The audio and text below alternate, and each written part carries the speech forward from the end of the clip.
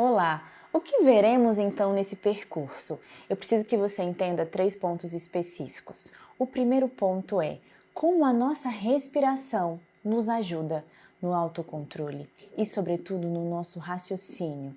Como encontrar uma respiração que organize o nosso corpo, organize a nossa concentração, o nosso raciocínio e, além disso, dê potência, força e confiança para a nossa voz.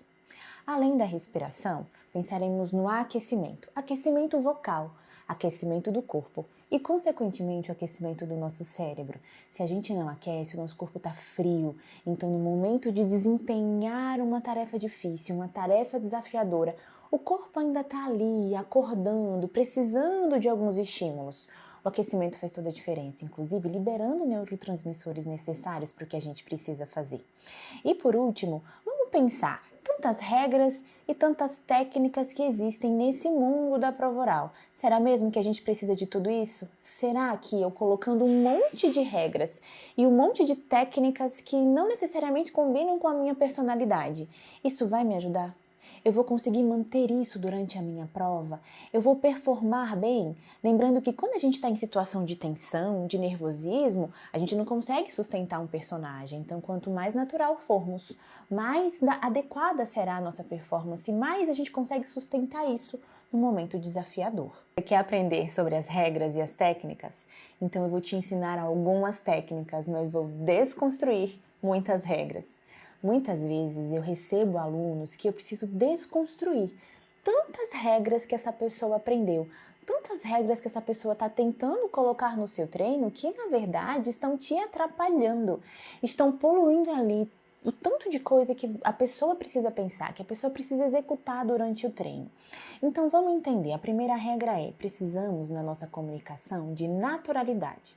Então, eu sei que você vai pensar em gestos, em postura, em abertura da boca. Tudo isso eu vou te ensinar, mas de uma forma que se encaixe na sua personalidade, no seu jeito de falar. Claro, adequado ao padrão e à formalidade da sua prova, mas que isso te deixe livre, que te deixe funcionar durante a execução e durante a resposta da sua prova.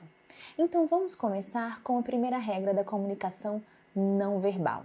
Quando pensamos na comunicação não verbal, o que o seu examinador está sentindo? O que o seu examinador muitas vezes nem está pensando, mas está rodando ali no inconsciente dele sobre você. Quando o nosso corpo está caído, quando as nossas mãos estão escondidas, quando a nossa boca está fechada e o nosso olhar está baixo e fugindo, o que a gente transmite para outra pessoa? Insegurança, fuga, vontade de sair dali. A gente sabe que a gente tem vontade de fugir da prova, mas a gente não pode transmitir isso para o nosso examinador. Então, essa é a única regra que eu vou querer que você lembre. O seu corpo precisa se mostrar grande e forte. Em que sentido? A sua postura precisa ser crescente. Até tem aquela regra de sente sobre os ossinhos ali da bacia, sobre os isquios. Só que essa postura, para muitas pessoas, é desconfortável. Então, o ideal é que você faça o seguinte: sentou na sua cadeira, se aposte da sua cadeira. Tá alta, tá baixa? Você vai colocar o pé no chão, você vai cruzar a perna, os seus pés ficarão paralelos. 2 padrões ideais dos pés, não por uma questão de regra de prova, mas por uma questão de funcionamento do corpo e segurança. Pés paralelos, firmes ao chão. Esse é o principal. Porém, algumas mulheres não conseguem sentar assim, se sentem muito mais seguras com as pernas cruzadas. Então, se esse for o seu caso, sente-se com a perna cruzada, mas eu vou te pedir que, em todos os seus treinos, você sente sempre da mesma forma, que você treine com a sua postura. Para os homens, o cuidado é: as pernas não podem ficar muito abertas. Sabe quando a gente está sentado assim, em casa, com aquele joelho super aberto? Muitas vezes os alunos respondem à prova e aos simulados desse modo e não percebem. Quando a gente vai corrigir, essa postura é tão natural que eles até se assustam. Então, sempre primeiro, pés paralelos. Para as mulheres que precisam ou desejam, sim, pode cruzar as suas pernas ou cruzar os seus pés, desde que você se mantenha reta. E pense que há uma linha te puxando. Então, é como se a gente estivesse aqui e no lugar de levantar esse nariz assim para arrumar a postura, Eu abro meu peito imaginando que tem um fio me puxando bem aqui na linha da minha coluna. No momento que eu alinho esse corpo, eu não só pareço mais segura e fico com um corpo maior em frente à minha banca, como eu também abro meu peito. Isso melhora a minha respiração. Você vai ver que nós vamos falar de respiração o tempo inteiro. Voltaremos o tempo inteiro na respiração. E a base da nossa respiração precisa ser a nossa postura. Quanto maior e mais aberto estiver o nosso peito, melhor será a nossa respiração. Quando organizamos o nosso corpo, chegamos na polêmica das mãos. Muitas pessoas acham que a gente precisa, de repente, na prova oral, começar a usar gestos dessa forma, como se eu estivesse dando uma aula. Esses gestos que eu estou usando aqui não são os melhores para a prova oral. Esses gestos são os melhores para uma aula. Para a prova oral, sim, a gente precisa movimentar.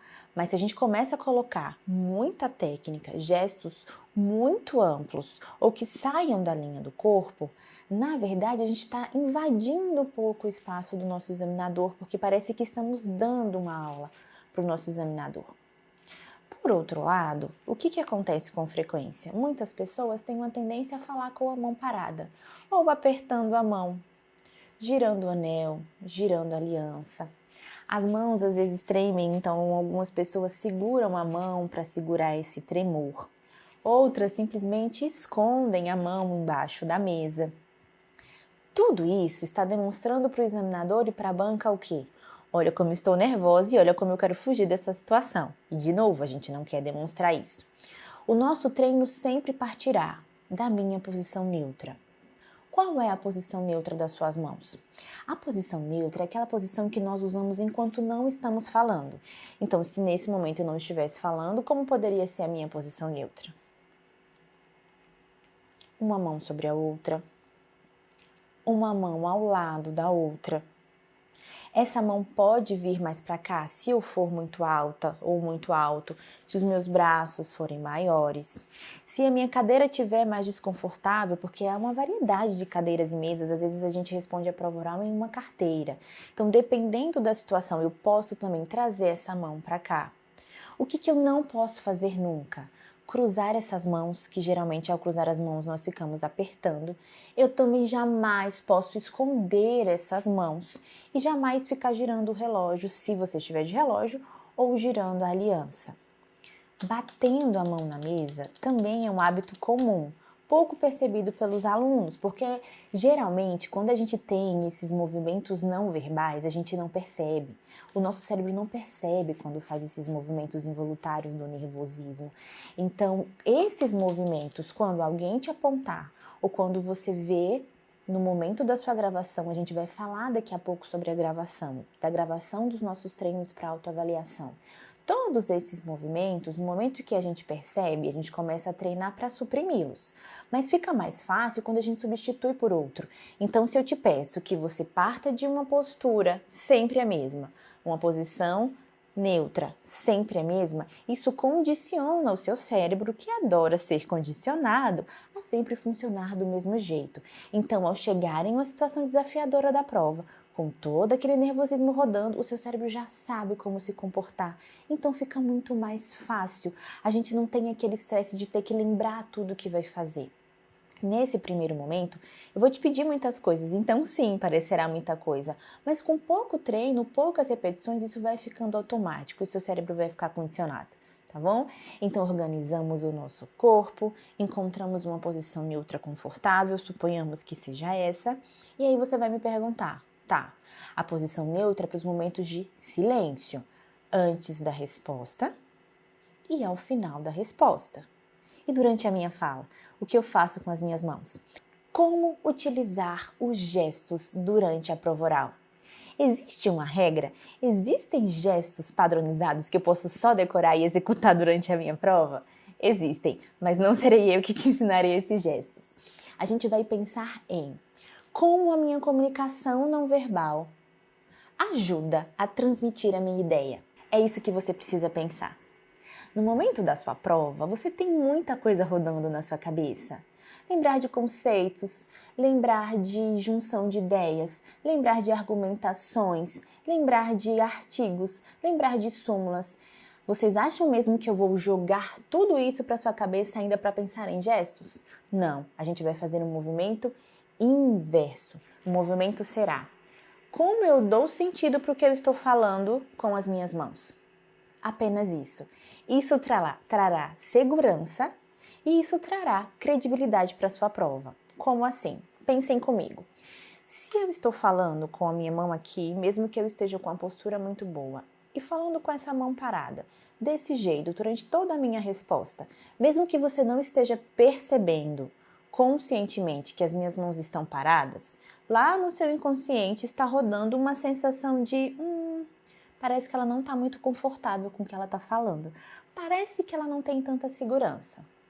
Contudo, se eu começo a dar sentido para o que eu estou falando com as minhas mãos, conectando com o sentido das palavras, a sensação aí para você será de é uma conversa, eu estou entendendo. E como eu posso fazer isso? Nós usamos 2 blocos de gestos principais. Gestos firmes, enfáticos. Então, se eu quero trazer uma ideia de oposição, por exemplo, eu quero trazer a ideia de oposição do ponto A para a oposição do ponto B. Nesse caso, a excelência ocorre dessa maneira. Contudo, no caso B, isso não é aceito e ocorre dessa maneira. Eu trago ideias de oposição de uma forma muito segura. Eu também posso trazer, ainda nesse sentido da oposição, gestos mais altos. O que vai definir se eu usarei gestos mais altos ou gestos mais baixos, tocando a minha mesa? Você, a sua personalidade, o seu jeito de falar. O que eu não posso fazer? Eu não posso passar dessa linha do meu ombro e dessa linha do meu queixo. Então, eu imagino sempre que tem um quadrado aqui. Se eu tiver o perfil de pessoa que fala com as mãos no alto, as minhas mãos precisam trazer esses gestos dentro desse quadrado. Se eu sou um perfil que uso mais na mesa, eu tenho mais liberdade de abrir e trazer esses gestos um pouco mais amplos. Esse foi meu primeiro bloco, então eu estou fazendo ênfases com esses gestos, seja de oposição, seja de marcação, seja de enumeração. A enumeração, além de ser um gesto que traz segurança para a sua fala, ajuda a lembrar de alguns conceitos e algumas falas durante a prova. Mas veja, a enumeração é na sua cabeça e na sua mão. Você não deve enumerar verbalmente. Por exemplo, excelência, os itens são 5. Nunca faça isso, porque mesmo que você tenha muita segurança, mesmo que você saiba disso todos os dias, na hora do nervosismo, a chance de você esquecer um dos 5 é muito grande. Então é melhor que você faça. Excelência, os itens são. E mesmo que você saiba que são 5, você vai nomeando e numerando apenas mentalmente, para não correr o risco de esquecer. E esquece, tá? Esquece muito. Eu já vi isso e vejo isso o tempo inteiro durante os treinos. Saindo desses gestos mais marcados, mais enfáticos, vamos para o segundo bloco, que eu sugiro que você use e explore um pouco mais, que são os explicativos. Vê que eu estou fazendo isso o tempo inteiro? Então, eu trago essa ideia de amplitude, eu trago essa ideia de expansão fazendo isso. Quando eu quero que você não faça alguma coisa, a minha cabeça faz assim, mas a minha mão também faz assim. Eu vou concordando com o movimento, geralmente, da minha cabeça. Então, esses gestos explicativos estão muito conectados com o nosso movimento de cabeça. E aí, a gente já entra nesse terço superior da nossa comunicação. Em relação ao terço superior da nossa comunicação, que atenção precisamos dar para o nosso rosto, para o movimento da nossa cabeça, para as nossas expressões faciais? Começando com o movimento da nossa cabeça. Algumas pessoas, durante o treino para a prova oral, entram em um personagem tão engessado, eu chamo que é o personagem do candidato. E quando eu estou fazendo os simulados, que eu troco os alunos de lugar, então eu tenho um candidato aqui e coloco um aluno como examinador. Às vezes eu tenho um aluno que está como examinador super comunicativo, uma postura aberta, uma cabeça segura, conversa com o movimento da cabeça. E aí quando a gente troca de lugar, que esse aluno que estava simulando o examinador vira candidato, de repente há um engessamento e essa pessoa entra no modo candidato e perde todo o brilho da sua comunicação. Não perca isso. Não faça isso com a sua comunicação. Lembre, não é porque a gente tem uma situação muito formal que o nosso corpo deve ficar rígido. Pelo contrário, uma comunicação formal exige um movimento de corpo firme e seguro que exige esse movimento de cabeça. Então, sim, a nossa cabeça pode fazer movimentos enfáticos, assim como a nossa mão foi naquele momento, a nossa cabeça pode fazer assim. A nossa cabeça pode, às vezes, fazer um movimento de lado. O que a gente não deve fazer, que aí sim foge do padrão, e além de fugir do padrão, demonstra insegurança? É essa cabeça assim, sabe? Parece que você está pedindo alguma coisa para o seu examinador. E é muito interessante como tudo está conectado no nosso corpo. Tá percebendo a minha postura? Só de fazer assim com a cabeça, o meu peito fechou. O meu ombro caiu e os meus gestos ficaram assim. Olha como eu fiquei de repente tão pequena, desse jeito. Se eu levanto aqui, aí eu volto e não tem problema, isso acontece durante a prova, sabe? Principalmente naqueles momentos que a gente tá mais inseguro, insegura, que parece que a gente vai esquecer alguma coisa. A questão é, eu percebi que isso tá acontecendo comigo, eu vou levantando naturalmente, eu vou crescendo de novo. E aí eu volto pro início dessa aula. Não é que uma regra vai me definir durante a prova inteira, é como eu percebo o meu corpo. Como eu percebo como a minha comunicação não verbal está influenciando na minha resposta. Então, se eu percebo que eu estou caindo, opa, eu vou crescendo, eu vou respirando fundo, a gente vai aprender daqui a pouco como faz essa respiração durante a fala, mas eu vou voltando. Eu trago e eu vou lidando com aquilo. Meu coração lá está apertado, minha frequência cardíaca está super acelerada, minha frequência respiratória está acelerada, mas eu não deixo que isso esprema o meu corpo. Eu vou trazendo esse autocontrole. E aí, essa autorregulação faz toda a diferença na sua prova. A gente percebe como o corpo está funcionando, como esse corpo está influenciando o meu conteúdo e eu regulo o corpo e isso me ajuda a regular o conteúdo. Eu regulo o corpo e isso me ajuda a regular o conteúdo. E assim eu vou me modulando, me autorregulando durante a prova, tá? E aí a gente entra, depois desse movimento da cabeça, na expressão facial e no olhar. O olhar é o campeão de dificuldade das pessoas durante o treino na prova oral. Por quê?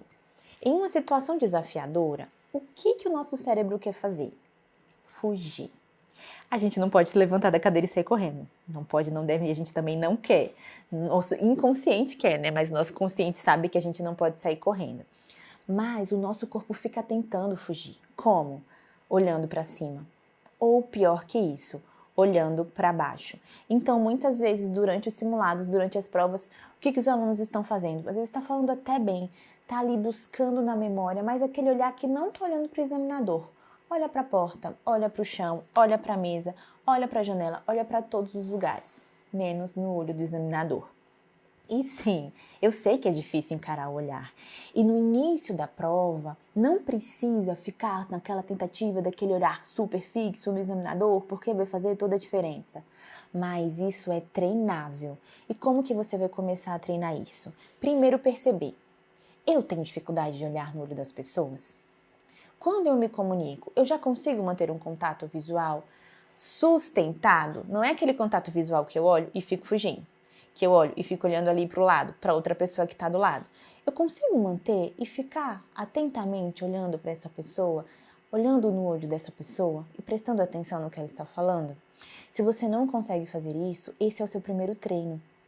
Se você não treina isso no seu dia a dia com as pessoas que estão à sua volta, vai ser sim muito desafiador encarar alguém na prova. Alguém que está ali em um nível hierárquico superior e que está te julgando. Então comece a treinar isso com as pessoas à sua volta. Passei disso, não, Alana, tá tranquilo, já mantenho isso, nunca tive dificuldade de conversar com as pessoas olhando no olho, mas quando eu sento que eu entro no modo candidato, sim, isso é difícil, porque eu tenho dificuldade de concentração. Ok, o seu treino será outro. Porque quando a gente está olhando para alguém, é tão difícil concentrar. quando a gente precisa pensar em uma resposta difícil. Porque fisiologicamente, neurologicamente, o nosso olho precisa se movimentar quando a gente está raciocinando.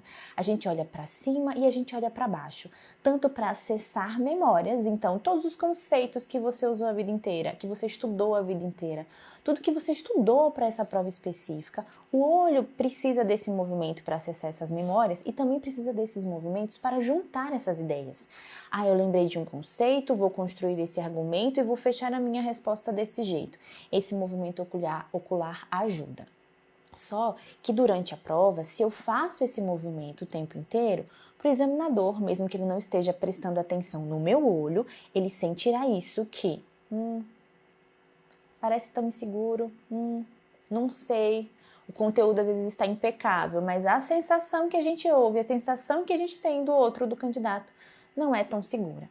Então, o seu exercício será, inicialmente, você pode tentar olhar no meio da testa do seu examinador, mas isso você vai fazer no seu treino, tá? Então, se você costuma, por exemplo, treinar online com colegas, fazer simulado com colegas, e não tem ninguém para treinar presencial com você, pega alguém da sua família, pega um amigo, pega qualquer pessoa, pega um ser humano que vai ficar te olhando.